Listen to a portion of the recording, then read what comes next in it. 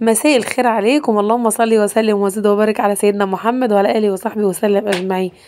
شايفين الاول الاضاءه وحشه جدا ومطلعني شكل وحش، ما علينا. انا عند حماتي، يعني انا عند حماتي ده يرضيكم. انا طلعت الفيديو ده مخصوص عشان اشاهدكم.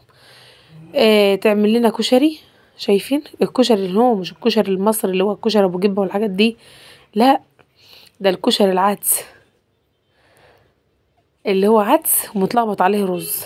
دي كرم الضيافة يا حماتي، اهو اللي هو ده كده زي ما انتوا شايفين. انتوا عارفين ده اتعمل ليه؟ على فكرة ده تالت يوم عند حماتي. اه والله.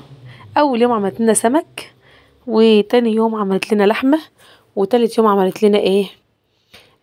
عملت لنا، قلت لها لا خلاص بقى تعالى احنا زهقنا، تعالى اما ناكل بقى لقمة كشري سخنة كده. وفي في البرد اللي احنا فيه ده، بس هو الجو كان حلو يعني النهارده بصراحة. فاللهم صل على النبي. قلت لها بصي بقى، انا ما صورت السمك ولا صورت اللحم، لازم اصور العدس ده النهارده. احنا عندنا اسمه كشري، في فرق بين الكشري ده وفرق بين الكشري المصري. الكشري المصري اللي هو رز ابيض ومكرونه وصلصه وعدس بجبه والحاجات دي، انما كشري اللي هو الكشري ده زي ما انتم شايفين.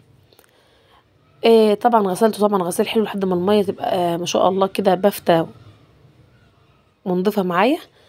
وعملنا جنبي بقى قلنا بطاطس وقلنا برنجان وقلنا بيض، وعملنا بصل بليمون وعملنا سلطة. وكانت أكلة والله العظيم زي الفل ما شاء الله. أصلا الحاجة اللي دي كبيرة لأن كنا عدد يعني، وما شاء الله ما قعدش منها حاجة.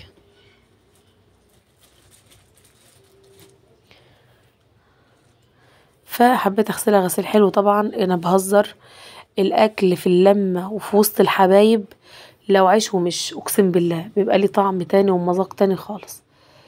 كده عملت العيار بتاعه، وعياره ما شاء الله كده مظبوط وتمام. وهنحطه بقى على النار ونظبط. شوف هنعمل ايه، هنعمله شعرية، وهنحط كمان عليه الملح والكركم الاصفر عشان لونه يبقى حلو معايا زي ما انتوا شايفين كده بالظبط. فزي ما قلت لكم مش مهم انت هتروحي عند حماتك او عند امك او مع اخواتك تاكلوا ايه، المهم ان انتوا قاعدين قاعده حلوه ومبسوطين. والله العظيم لو جبت برطمان المش وجبتي معاه رغيفين عيش وقعدت واكلت في وسط الحبايب وانتوا تضحكوا تهزروا، هتحسي ان انت بتاكلي ده شهد.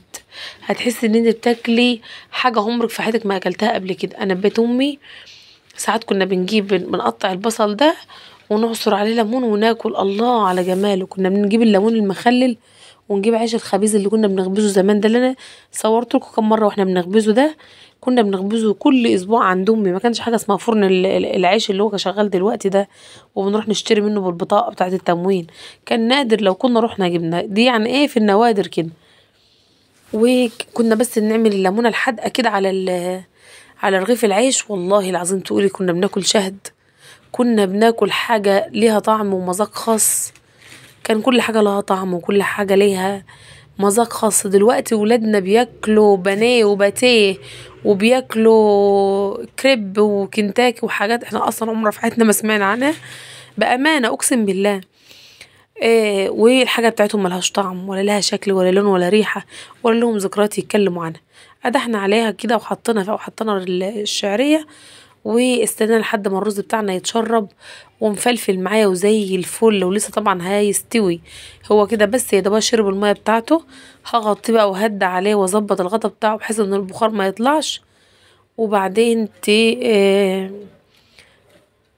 تقفلي عليه بقى، هتلاقيه استوى معاكي. تقدحي بقى عليها لقمه حبه رز كده، حبه زيت، ويطلع بالنتيجه اللي انت شايفاها دي.